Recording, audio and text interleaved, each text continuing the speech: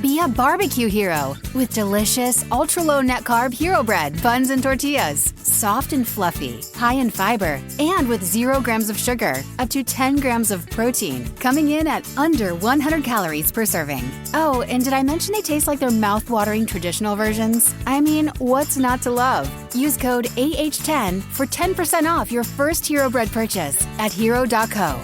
That's AH10 for 10% off at hero.co. The Podcast Playground. Hooray! Professional stunt person. It's a career, and that's exactly what Jim York's career is. Thinking up crazy stuff to do, figuring out how to do it, and then doing it. Mainly jumping stuff while driving something with a motor, but, also other stuff. I'm Lexi, and this is Delightfully Different. Today, I talked to Jim about what it's like to be a professional stunt person. It's a dangerous and exciting career, and he's got a lot of stories to tell. He even once raced a boat with Vanilla Ice. Yeah, just like, my name is Jim York, and I'm an idiot. But no. Yeah, so my name is Jim York, and I am really good at having fun, and sometimes that coincides with being able to be a professional stunt person. A professional stunt person. What exactly does that mean, being a professional stunt person? I guess the way I look at it is if you can get paid to do something, you more or less a professional. And that is kind of my full-time job. Full-time deal is looking for the next stunt, looking for the next jump. And that's been able to make a living off of what I love to do. And that is jumping vehicles, racing vehicles, and just having as much fun as possible. So your stunts are mainly on things that have a motor? Correct. You put me, I really love mountain biking, but you have to have air awareness and things like that, which I don't have, where in a motorized vehicle that's at least 4 wheels, usually it's just pin it at a ramp, hit a certain speed, and it should work out. So a lot better at that than having to backflip and be aerobatic and anything that way. Well, I've seen you doing the mountain biking, and you were pretty incredible at that too. So and that's a dabble compared to what it takes to be top level there. That's beyond my ability. But that's awesome. I'm your beginner, but wouldn't say I'm by any means at the level that it takes to really be good at it. Well, you must have no fear, because I'm scared to do that. What is the American Stunt Society? American Stunt Society was a kind of a joke to begin with. And then it turned out that I just needed an LLC. And it just kind of started to spiral from there into hey, this works out. Made a couple logos that I thought were funny. And if you think about the acronym, that's where it gets really funny for me. Yeah. So all those things put together, that's more or less a way for me to be able to, a lot of times when I'm doing a stunt, they won't let me do it under any kind of corporate banner, and I have to build that as a separate entity. And so that's where that American Stunt Society really came in, and they made a handful of stickers, shirts, and pair of socks and things like that. And that's kind of how that all came about. That's what it is. And a community that loves the stunt life. Is it because if you can't do it under a corporate entity, is it because of insurance purposes? They're afraid you're going to get hurt? Yeah, typically it's a liability issue. Okay. A lot of people don't want to have a world record jump on the books. And with that in mind, that's kind of how that shakes down is we're hiring this company to facilitate all that. So they're taking care of liability, they're taking care of the insurance, et cetera, et cetera. And yeah, that's how kind of able to get around the red tape of having, jumping 100 and some odd feet in whatever vehicle shouldn't make it. And speaking of vehicles, you've been named the king of limos by a writer at thedrive.com. Would you tell us how you got that title? Oh man, that started actually really, I've had limos all growing up. I grew up in a Cadillac family, and it just so happens Cadillac is a manufacturer of limousines. Well, manufacturers will take Cadillacs and make them into limousines. Okay. And so with that, I just always had an affinity for the big long boat style cars. My first car was a 1967 Cadillac Fleetwood Brougham, which by any modern car was a limo in and of itself.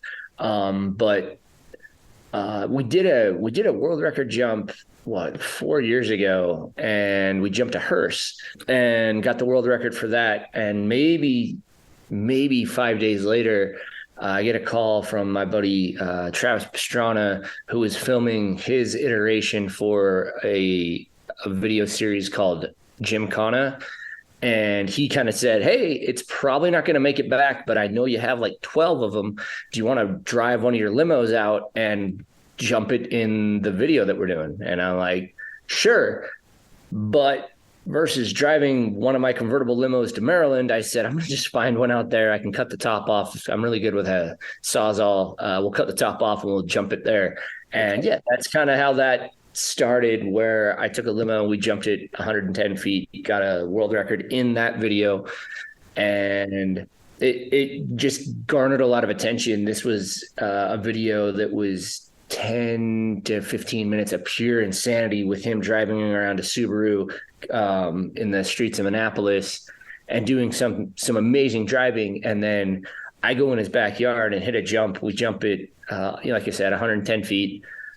And it kind of stole the show for that day, which was just really funny for me because this is a multi, just like couple $100,000 car, if not more. And I bought this limo for $800 and again, like was able to just kind of steal the show doing it that way, which that's where it's like, all right, this is kind of fun. And then from there, just got a wild hair for it. It seemed to garner a lot of attention. And that's, as far as like the stunt life goes, anybody that says they're not seeking attention, well, then you kind of wouldn't do the stunt. I mean, yes and no. To get paid for it, you need attention. Yeah. Like I say that like I've done stuff behind the scenes that was probably some of the gnarlier things that, just never makes the light of day and you just do it because you love it. But at the end of the day, when you're trying to do it for a sponsor and you can garner a lot of attention and you can prove it, that's kind of what it takes. And the limo thing seemed to catch on. So then we jumped and did the world record hot tub limo jump. So we put a tarp in the back of one, filled it full of water, put a couple people in the back and jumped that over the same gap. And that worked out. When I read that, I thought I saw hot tub jump and I thought you jumped over a hot tub. And then I was like, nope, he did not jump over a hot tub.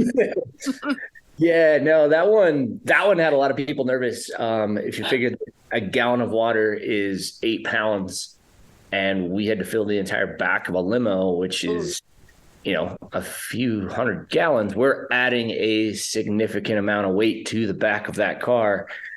And no one knew how it was going to fly. And we just kind of said, well, let's not be seatbelted in. So if this thing goes upside down, we can hopefully bail out and, tuck and roll and be okay. And it just so happened that went just as smooth as you can imagine, and actually jumped that car twice before we bent the frame in half. And that was the end of that one. And then eventually you ended up jumping this limo through an RV, which got you a ton of attention. Yeah, that one, that was a super, super last minute deal. Really? I get a call from a local guy here in Utah. It was the kind of the guys from Godfrey, the godfather of Nitro Circus. And he's like, hey, we're out filming. Do you got anything? Like we have Utah Motorsports Campus that'll kind of let us do almost anything within reason. And I'm like, I have always wanted to jump a limo through an RV. I drew the paper, like every good idea starts on a napkin, and I had drawn it out and I'm like, this will be so cool if it works. And I get a call, I think noon on Friday, after they're like, we'll see. We got to get it approved. And they're like, can you be at Utah Motorsports Campus at 7 a.m.? This is at noon on a Friday, and I don't have a limo bought for this yet. And so I just start scrambling, making phone calls. I already had the RV bought. Like, that's what I was. Oh, you did? It was your own RV. I was either going to jump the RV or wanted to jump through it. Okay. So so I feel like we need to explain when you say jump through it. It's not the frame of the RV. It's a full RV that is put together, and you literally jump through the walls of the RV. Yeah. So those, like basically jumping through a mobile home. Yes. Yeah, like they're not as sturdy as you think. Yeah, because it went right through it. But yeah, anyway, long story long there. It was, I think it's 7 p.m. I finally found a limo that was within the price range to destroy. And drove it straight to my buddy's house. And the one worry we had on our end is, okay, we don't know really the integrity of this RV that we're going to jump through. So is there piping that could end up coming through the windshield? Is there 2x4s? And, like, that's kind of the bigger risk here is if I get stabbed, like if I'm impaled with something, that's going to be a bad day for me. So we took out the windshield and welded what was supposed to be it was a quote unquote cage. It was a fence from the backyard that we took from the neighbors. Welded that to the front of the car as a pseudo like stopper for anything too big that would, potentially cause harm as stabbing me. And drove it out from Bountiful all the way out to Utah Motorsports Campus with that setup. Had my goggles on and just like, I think I passed a cop and he was looking and he's just like, no questions asked. I'm not even gonna deal with it. They were definitely concerned about some safety things. If you look at the video, it's kind of filmed from the back because what I was supposed to have as far as running goes was supposed to be a direct straight shot. And was supposed to be able to build the ramp how I wanted. So I knew I was going to go straight up up and through the RV, and that none of that panned out. The guy that was supposed to come up, build the ramp wasn't there. It was I shouldn't say off camera. It was a chicane into the straightaway and then just a flat light day where I really couldn't see much. And I'm like, well, worst case, we're going to slam into the side of an RV with a limo. It still should be pretty entertaining. It'll be a good crash. And let's just go as fast as we can, see what happens. And it worked out entirely too well, where it went right through it. You can tell that the rear tires hit the frame of the limo and bucked it up when I went through. But I mean, I blinked and I was through it. And it all happened very fast. And I kind of like sat there at the end and I thought it was still going to run. So I was trying to like get it started to drive back. And then when we opened the hood, once we realized it was the limo was done, we had pushed the motor about 8 inches back. That's how hard it had hit. And it worked out for what we were going for. I jumped the limo through an RV. That picture of the limo kind of sticking out both sides of the RV, that's all I was really going for. And the RV, I mean, we didn't touch the front part of it, so we started up and drove it off. Like you did not. If you look at the post, there's a post of it somewhere where it's like it's driving off. It's still good to go with a hole in the middle of it. I love it. Yeah, we just gave it the bay windows. And so I saw some videos of you also jumping stuff on a Vespa. Yeah, that one again. That was a Gymkhana shoot. We had signed up to be a sponsor of that with Mr. Pastrana again, and they wanted they were really big fans of what's called a scoot ski, where you take a jet ski and you mount a scooter underneath it. So it's basically an on-land jet ski. Okay. Scoot ski. So you can take effectively taking a Vespa, putting a jet ski on top of it, and then riding a jet ski around on the streets because you have two wheels of a scooter underneath you. And so in the video, Trav comes off he'd done like a rail slide with the car over a couple K rails, comes down and then comes and drifts around me. That was our stunt for the video. But then I'm like, well, I didn't jump anything. That's kind of boring. And we got the idea, like there's old 80s, 90s style scooters called Honda Helixes, and they're pretty quick. They have like a 250cc motor in them, and we'll get up to 60, 65 miles an hour for a scooter. Not bad. And we wanted to jump over the car. And so we needed something with a little bit of speed, and that seemed to be the right fit for the whole deal we were going for. The car itself was an old Subaru GL that was mimicked after the U.S. ski team's Subaru sponsorship from the 80s. So the 80s style scooters and the whole deal were like, yeah, let's jump over it. And that one was really funny. There was definitely a loss in communication for who built my ramp. He's a skateboarder. And I showed up and I'm like, you built a wall. Like, this isn't a ramp. This is a G'd out wall. Work. but we don't have time to do anything else, so we're gonna make it work. Yeah. Initially, I was supposed to jump like 60 feet. And when everybody looked at it, they're like, if you want to go 60 feet that way, you're going to have to go 100 feet up. And so we moved it in a little bit, and it actually worked a lot better in that it made the drifting around between the ramp and the pond that I jumped into a little bit more exciting. And he went right underneath. I was able to jump over him. We actually did that one twice. And on the second one, that's when it just got too dark. And that was the last kind of day we had at that location. So it was one of those like, well, we've got one and we've got one for safety. We don't need to do it again. You're not dead yet. So let's get you out of the pond and get you, let's move, live to see another day. Like, perfect. It's almost like if it goes wrong, it still goes right. Yeah. That's the kind of stunt I tend to like. Okay. I was just kind of like looking at the one behind me where I jumped. We did the world record limo jump. Somebody had beat it, and I wanted to get it back, so we got that record back. But it was funny. I did the jump, made the record, and then as I was coming around the corner, because this was on a circle track, it rolled over. It rolled all the way over, landed back on all fours, and I drove away. So we called it a kickflip. Or effectively kick flip the limo. And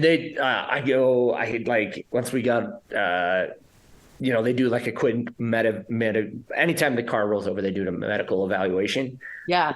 They'd gone through that and I checked, it was fine. And I texted the guy, I'm like, what'd we get? What was the distance? And he's like, hang on. And then like 10 minutes go by. He's like, nobody measured.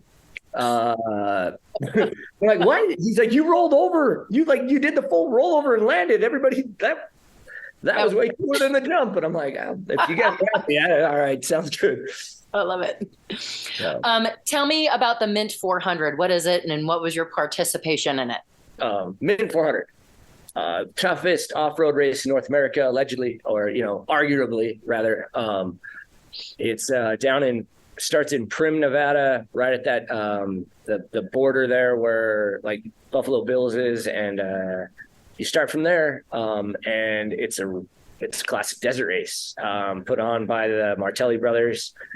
And I had a friend at the time that's now, 2 years ago, not dating, now dating. Gabby Downing? Yeah. So okay, on that one, is that how you met her? We had met through mutual friends, just kind of casual acquaintances with similar interests. She's a drifter. Yeah. And I'm the complete opposite of what she is. She's very like polished and clean when it comes to like, well, let's go looks and like car driving ability. And then I'm over there like, I bet we can crash through this and, let me go cut, it's getting hot out here. Let me rip these sleeves off and good to go with the farmer stand. But she's like, I want to race the Mint 400. And I'd known about the race, and it's racing off-road. It really intrigued me in those last couple of years. I had met up with a couple guys down at Best in the Desert. They run a couple different off-road races throughout North America. And then I'd gone out to King of the Hammers, which is a off-road spectacle out in Johnson Valley in California. I had just seen this cool community, always seen it, trophy trucks and whatever. And she's like, man, it'd be just so cool to race it one day. And I go, I want to do it, but if I'm going to do it, I'm going to do it my way. With that being said, knowing the right people and being able to call the owners of the race, I said, look, I want to do it in a limo. I'll make sure it's got a cage. We'll give it some ground clearance. We'll pass tech. We'll give it the proper safety, but would you guys let it run? And he goes, honestly, this is what this race was kind of meant for. If you look at the premise of Fear and Loathing in Las Vegas, that whole deal is like to get to the Mint 400. Okay. So that movie's kind of based around that race.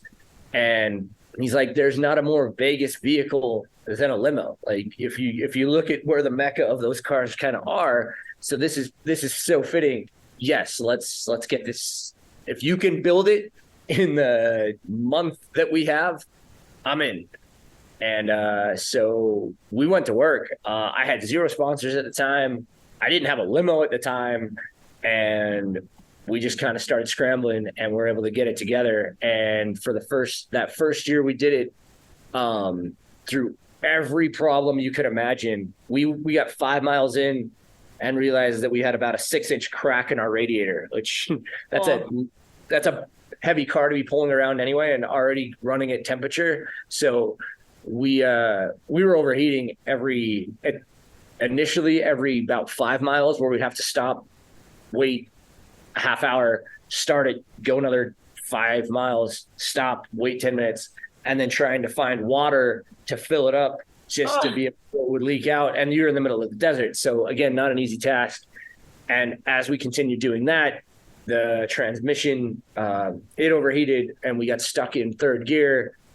We bent both the axles, every bell, light, whistle in that car was going off, and we just kept pressing. We got to about mile marker 50, and it got really, really quiet from both of us. Neither of us wanted to admit that we both wanted to stop. And that, I think, saved us the stubborn-headedness of both of us just being like, okay, he didn't say anything, she didn't say anything, I guess we're going to keep going. And then about mile marker 70, we rolled up and some guy goes, "Oh, you just lost me $50. And we're like, "What?" He's like, "I bet you guys wouldn't make it this far." And then that was kind of like the motivation. All right, we got 30 miles to go. This is going to suck. We have to finish by 10 p.m. Let's go. And we crossed the finish line in reverse because we had no other gear that would make it up the hill. We crossed the finish line in reverse at 9:59. I was sitting there watching it on the iPad as it clocked over, and first and only people to ever finish that race in a limo. That was really cool. What did you come in? What place did you come in? Well, first and last. Okay. So the nice thing about that is we were the only people in our division. Oh, okay. All we had to do was finish. That's one of those you kind of make your own luck. I'm Lexi, and this is Delightfully Different. Today, I'm talking to professional stunt person Jim York. It was kind of cool, and it sparked something in a lot of other people in that now there's a whole class for it. Really? This last year, there was so it started off, we were experimental. There was supposed to actually be another guy with us, and he fell ill with some medical issues and wasn't able to make it. He was going to race it in a Lamborghini, which he would have slaughtered us. Yeah. But at the end of the day, we were able to do that. And yeah, like I said, this year there was probably 7 entries in that same class. So it was kind of cool to see that. We're your everyman sport. We're the, hey, here's a vehicle that shouldn't do it. And the person that won the class this year, she did it in a Mazda Miata. Oh, okay. Yeah, kind of the complete opposite of a limo, but it was cool to see that. Yeah. Now, did I read correctly that after that was over, that your car got stripped? Yeah. So this year it was a bum deal. We ran into the same transmission issue where we got stuck in a low gear, and so carrying speed became paramount. We had to carry speed, and we were about to go up a hill, and we're coming down a hill, around a corner, up a hill again.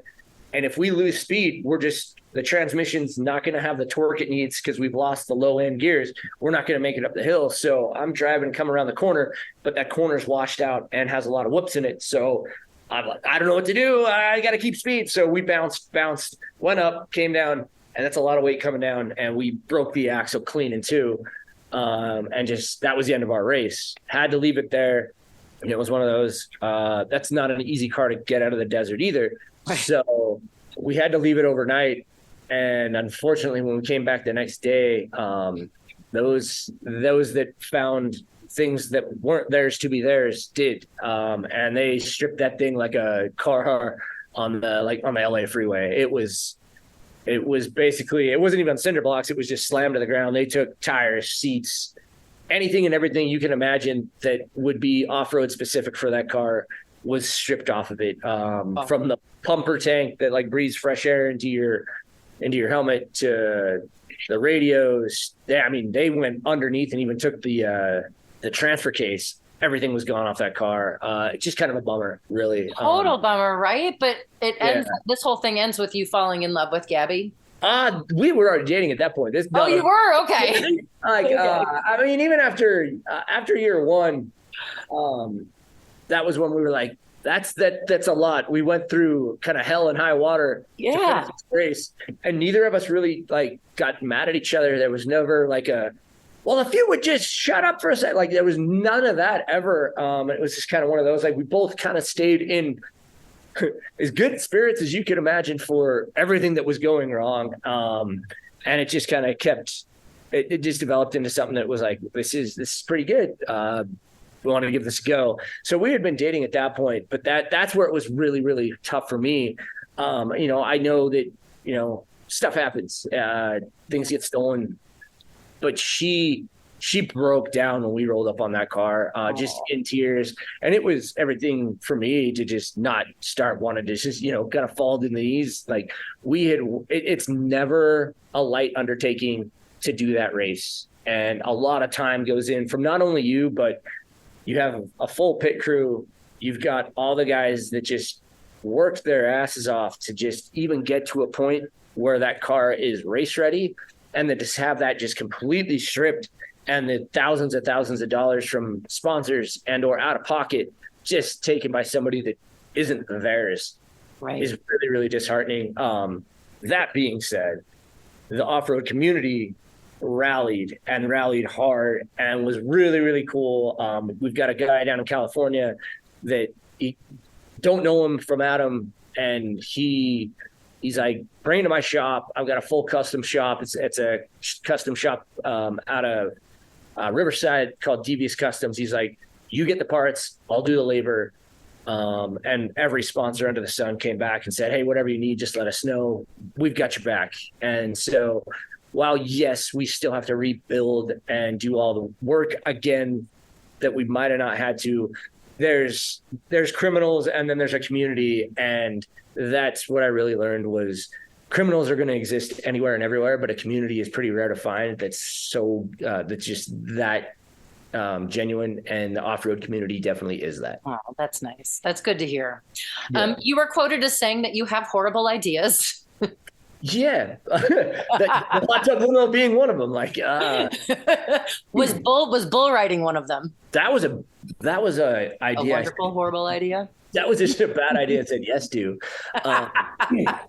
Friends, and I guess it's like I have bad ideas and I have friends that have worse ideas, and it's just, oh, it's a horrible idea. What time? Like, All right. Well, yeah. tell me about the bull riding. When and where did you do that? So I had some buddies in town here for a hunting expo down in downtown Salt Lake, and just kind of out of nowhere, he goes, hey, tomorrow night up in Ogden, we're going to go ride bulls. It's $25. Do you want to do it? Sure. Wait, they just let anybody go do it for $25? Yeah. You go up to the Golden Spike Arena in Ogden, Tuesday nights, I think it was. I thought they only did that with the mechanical bull. Well, that's fun. No, $25. They'll throw you on a bull, and you get to go and give it your all. And it was really funny. There was definitely beginner bulls, and then it was kind of getting later in the night. And the guy that's kind of running the show, he looks at me and he goes, all right, you're up. And I go, cool. And they, like, one of the guys goes, one of the other guys that we were with, kind of, hey, he's never done this before. You sure? And he looks at me again and just says, You've never ridden a bull? Like, this is everything I'm doing right now is very foreign. And no, I have never ridden a bull in my entire life. I have no idea what I'm about to get into. And he goes, well, this guy likes to charge. So when you fall off, just get up and run as fast as you can. That sounds good. Well, all right. And if you watch the video, yeah, it lasted all about 3 seconds and landed kind of face down, got up, and before I could take 2 steps, that bull was just straight at my chest. Picked me up off my feet, threw me down again, and was right over on top of me. And I just kind of, well, I'm either getting stomped out right now or this is going to work out. And as soon as he was over me, it was, all right, I'm out of here. And yeah, that's been my bull riding career up to this point. And that's it. Say one and done. I definitely do it again, but it went about as poorly as most things do for me. Okay. You also did some boat racing with Travis Pastrana once again. And yeah.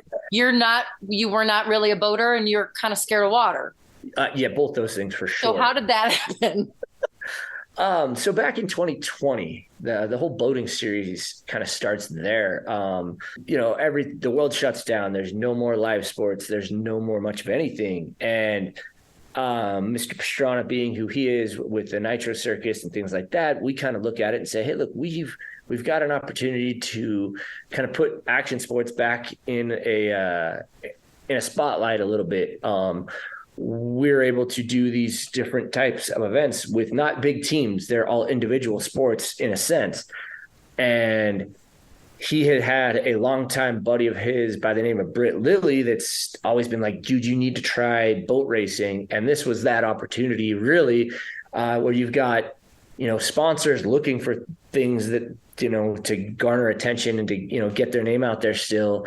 And basically a spotlight to say, look, like, there's nothing else going on. Whatever we can get, we'll kind of take it. And offshore powerboat racing definitely has my attention in and of itself. So we signed up as a sponsor for an invitational, the company I was working with at the time. And I was just their brand manager at the time. And I was kind of like, hey, I've done some other stuff. Can I drive? I want to be, this is an invitational, and on our team so far is the Diesel Brothers and Vanilla Ice.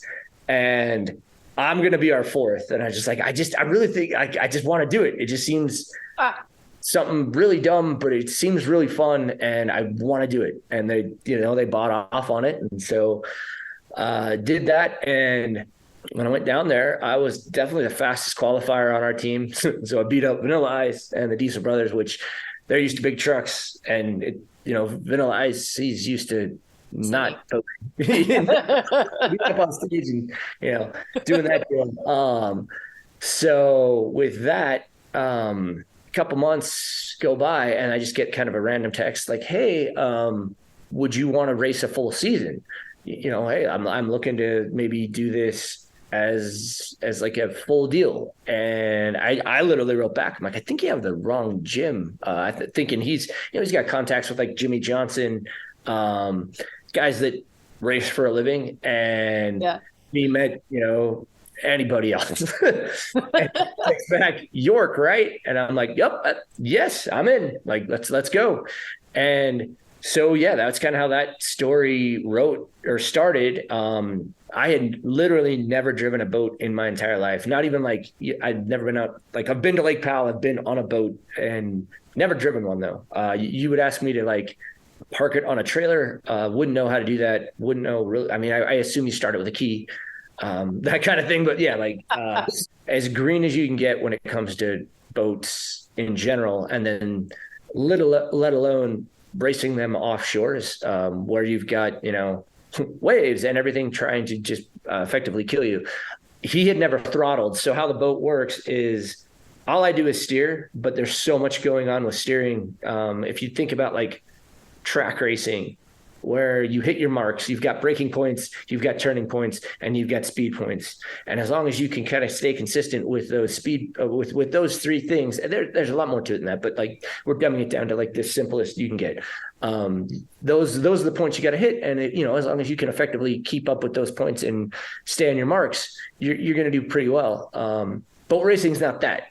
Where a wave was in one lap, it's not there the next lap. And I mean, where the water was calm 30 seconds ago, it's not now. So it's a lot going on just to keep that boat going straight. Plus it's we were racing V bottoms. So the whole thing just wants to teeter back and forth anyway. And then you've got waves pushing you one way or the other. And then to make things more complicated, when you're here in a car, like when you're about to tip one way in a car, you steer into it and you might get out of it, where in a boat, it's the opposite. So if you're tilted this way, you turn the opposite direction, which is completely backwards to what you've already learned. So going into something you don't know how to drive, unlearning how to not roll over a vehicle, and then I have no control over the throttle. And that guy is now the guy that's in charge of speed, our ballast, like basically our weight and how we're going to fly through the air. And, the trim and all those different elements. It was a lot to undertake, and we didn't die. Good. And it actually worked to our favor, being the competitive idiots we are.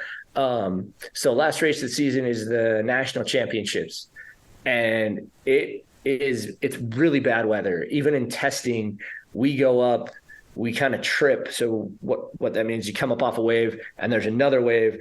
And if your back end hits, you'll basically nosedive, and you know, effectively your front end goes under it. It's pretty jolting. It's not pavement, but water hurts when you're at high speed. And so we tripped, we blew the wrap off the front of the boat. Like it was a good hit. And that was just in our our practice run, basically. Come race day, the water was even rougher. The date of the race got pushed back 3 weeks because this is when that hurricane had hit Florida so bad. Yeah. And like the city was still kind of, it was pretty sad to run through that city and seeing just everything blown over and the destruction that hurricane had really put on. But the city really wanted, you know, hey, like we still need an economic help, like, and people coming down and, you know, getting visitors to come down to come boat race, et cetera, like that helps. So went down there racing, and yeah, it was still really windy, really rough. And the race started, I think there was 5 boats when we started, finished second that day. And then it was a first day counts, like it was a 2-day race, and the second day counts as double points. So yeah, like effectively you want to do well both days, but the second day is really what matters. And we went out the second day, and it was swells. We were milling out to where we needed to go at like the slow pace of 40 miles an hour, and we're smacking into waves and getting tossed back and forth. And both of it, like even the video from that, it's like, this is stupid. Like we should not be out here. We've got water coming up overhead in a watertight capsule that's now leaking profusely. We can't see out of the boat because, you know, we've got water inside, and now it's so warm inside that it's fogged up the windows.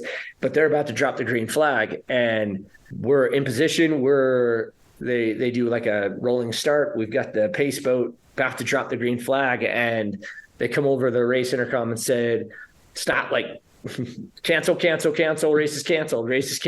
And we both kind of look at each other and we're like, it was such a bad idea. It was going to be awesome, but probably better. I mean, and it was, the funny thing is there was 5 boats started day before, 2 boats went out. So effectively we kind of locked in second place wherever we sat, just because the water was so bad. Right. Everybody was either like, they're like, we're not going to destroy our boat, or we're not going to, roll our boat over to try and beat you guys. So, ended up with second in second in the national championship. I mean, congratulations. That's awesome. So I wanted to have you maybe throw out how can people follow you? Yeah, just Jim_York, or we're starting a YouTube channel with Mr. Pastrana at channel 199. And that's where like really some of the coolest stuff, we're going to be throwing out builds, throwing out stunts, and all sorts of mayhem going up on there.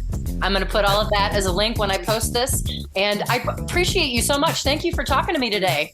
Oh, yeah, absolutely. Thanks for the time. What an exciting life Jim has, and he gets to do what he loves every day. Jim is a professional, so don't go trying to do the crazy stuff that he does. He even calls his ideas horrible. They are horribly wonderful. Thanks for joining me this week on Delightfully Different. If you know someone who lives differently, email me, lexiontheradio@gmail.com. That's LEXI@gmail.com. Or go to delightfullydifferentpodcast.com. And have a delightful week.